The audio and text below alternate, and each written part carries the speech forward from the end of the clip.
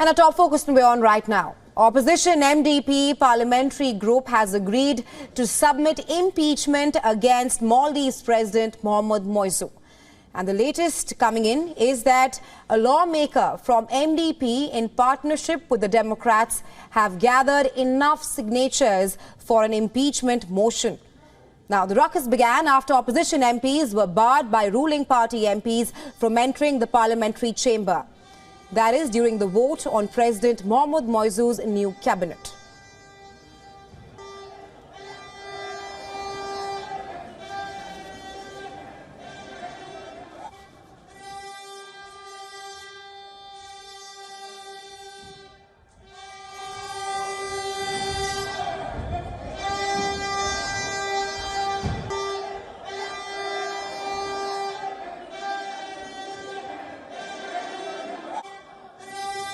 A late-night session of Maldives Parliament resumed, which, however, it was overshadowed by the standoff between the members there.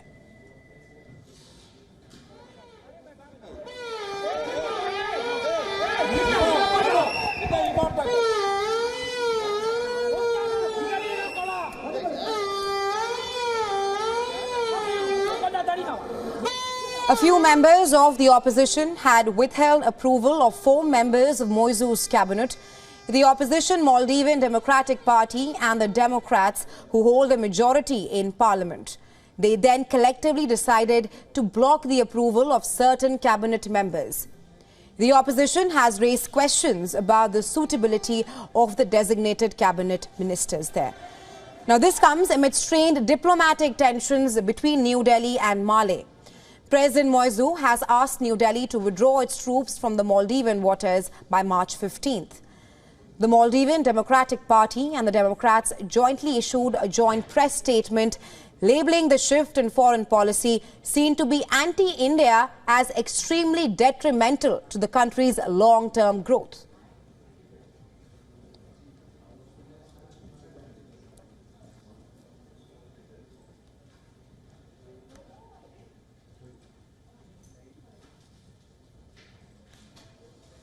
And for more on this, our principal diplomatic correspondent, Siddhant Sibal, spoke with 2 of the Maldivian members of parliament, Jeh Mohammed and Hassan Hussain.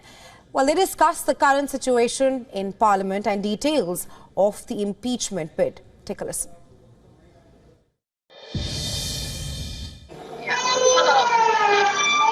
Unfortunately, it's too, the chaos here is really loud and I cannot hear you much, but yes, this is a complete ruckus in Maldives Parliament at the moment.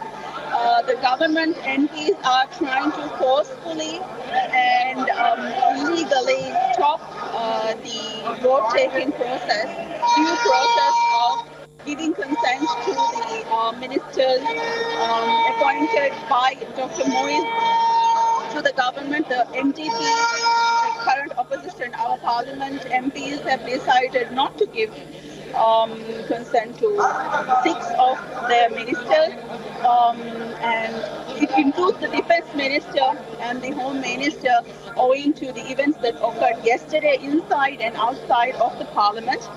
Ma'am, if you can talk about the situation in the parliament right now. If you can talk about the situation. Yes, actually, there is a huge obstruction by the ruling party to the democratic process of the parliament. As you know, the check and balance mechanisms dictates that any cabinet nominee must be approved by the parliament.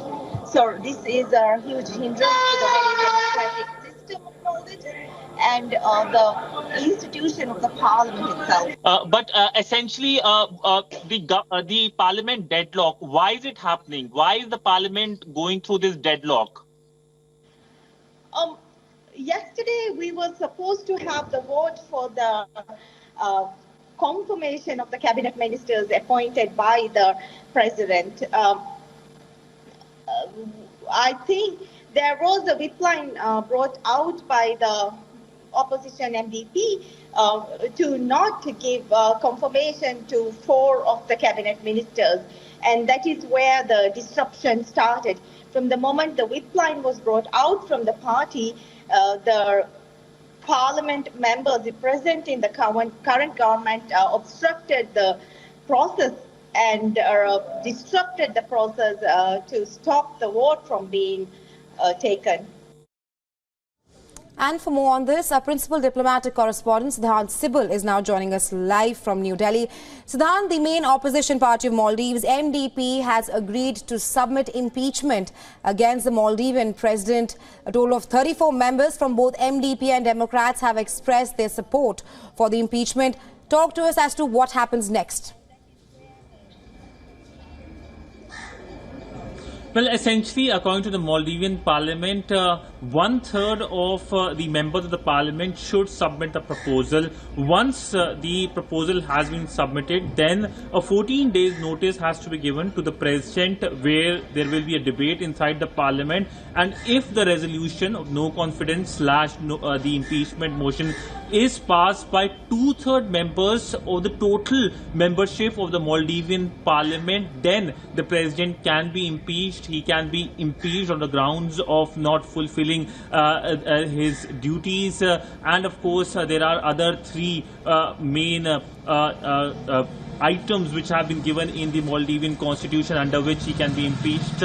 So this can be anything. But all in all, it looks like a big divide between the opposition led by the MDP. Now the MDP party, which was the previous ruling party under President Soli, holds majority in the parliament, while the ruling party, the ruling government in Maldives does not have that majority in the parliament. So this is a very tricky situation for the Maldivian president. But essentially, the political developments in the Maldivian parliament coming at a time when we know that he, of course, the president, of course, has been taking a sharp stance against China, against India, and for China. He has been reaching out to China as well, and this is something that everyone has noticed, whether it's here in Delhi or in Maldives. In fact, several MPs we spoke to from the parliament also talked about how the Maldivian people see India as an important partner, but essentially there has been a complete pivot for Beijing by the Muizu government. Right, Siddhant, I was just coming to the point you made there of Muizu's anti-India stance. The Maldivian Democratic Party and the Democrats jointly issued a press statement labeling the shift in foreign policy seen to be anti-India as extremely detrimental to the country's long-term growth. Well, correct. The president took charge in November of last year, and since then he has been making several anti-India moves in many senses. First, of course, he has been asking for removal of Indian troops. Now, these are Indian technicians in Maldives there in the country to make sure that Indian assets are maintained, which are used in humanitarian purposes. Now, just recently we saw the reception at the on Republic Day occasion by the Indian High Commission, and the representation was at a very low level, at MOS level of the Foreign Ministry. She visited the reception, and this is a kind of a break in tradition, when in the past we have seen Maldivian presidents and vice presidents visiting the Indian Republic Day reception. Also, we have seen how the comments were made by the Maldivian president himself that he can't be bullied. So all in all, it is a sharp change in the Maldivian foreign policy. We know that several opposition leaders have been saying that this is not good for Maldives, given that India is an important development partner for the country and also an important infrastructure partner for the country as well. So all in all, what happens is something that will be seen. And remember, 15th of March is the deadline given by the Muizu government for removal of Indian troops. So before that, I do expect more shrillness coming from Malé towards India. Right, Siddhant, we'll of course be tracking the impeachment proceedings very closely here on WION, but thanks very much for joining us at the moment.